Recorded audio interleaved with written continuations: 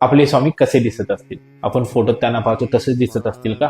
तर समकालीन बकरीमध्ये केलेल्या वर्णनानुसार स्वामींची उंची अंदाजे 7 ते 7.25 फूट होती. त्यांच्या पादुकांवरून आपल्याला हे सहज लक्षात येते.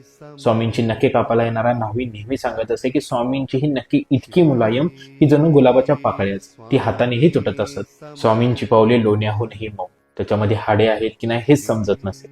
स्वामी चिखलातून जरी चालले ना तरी त्यांचे पाय लखलखीत स्वच्छ असत. त्यांचे पोट मात्र गोल डेऱ्यासारखे, जणू सारं ब्रह्मांडच मावले त्यात. स्वामींची त्वचा खूप नितळ आणि हे कोमळ होती. आपले स्वामी मनाचे राजे होते. कित्येक दिवस ते आंघोळ करत नसत, पण कधी कधी दिवसातून 4-4 वेळा आंघोळ करत. तरीही स्वामींच्या शरीरातून सदैव धुपाचा सुगंध येई. स्वामींना सकाळी उठल्यानंतर गोड खायला खूप आवडत असे. त्यामध्ये कधी खीर असे, मसाले दूध असे, तर कधी पनीर असत. स्वामींची जेवणाची ही तऱ्हा तर खूप निराळीच होती. स्वामी कित्येक दिवस, कित्येक महिने हे जेवत नसत, अगदी पाणी सुद्धा घेत नसत. पण कधी कधी त्यांना इतकी भूक लागली की ही एका दिवशी ते शेकडो भाकऱ्या खात.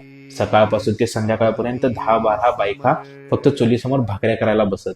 कधी कधी स्वामी कोणाच्या दारासमोर उभे राहून जेवण घाल ग माई असं म्हणत, पण घरच्या बाईने वाढलेलं जेवण तिथेच गाईला घालत.